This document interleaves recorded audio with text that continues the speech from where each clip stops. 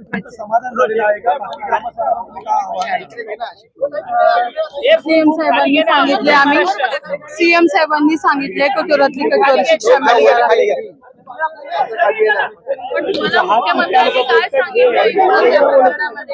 आमचं इन्व्हेस्टिगेशन चाललेलं आहे, कठोरातली कठोर शिक्षा होईल। इन्व्हेस्टिगेशन लवकरात लवकर पूर्ण व्हावं अशी मागणी केली आहे। लवकरात लवकर इन्व्हेस्टिगेशन चालवावे म्हणून मुख्यमंत्र्यांनी काय आश्वासन दिलेलं तुम्हाला? मध्ये बोला।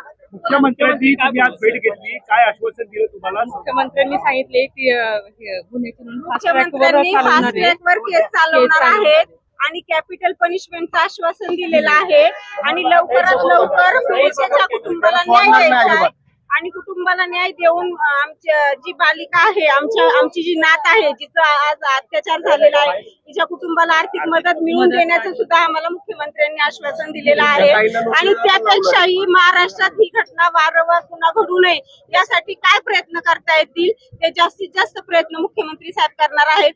त्यामुळे आमचा मुख्यमंत्र्यांवर आणि पोलीस प्रशासनावर पूर्ण विश्वास आहे आणि आम्हाला न्याय मिळेल असं आम्हाला आता त्यांच्या भेटीनंतर वाटतंय। परंतु त्यानंतर जर झालं नाही, आमच्या मनासारखं जर झालं नाही आणि कायद्याने जर त्या आरोपीला जर परत पळवाट दिली तर मात्र आम्हाला कायदा हातात घ्यावा लागेल।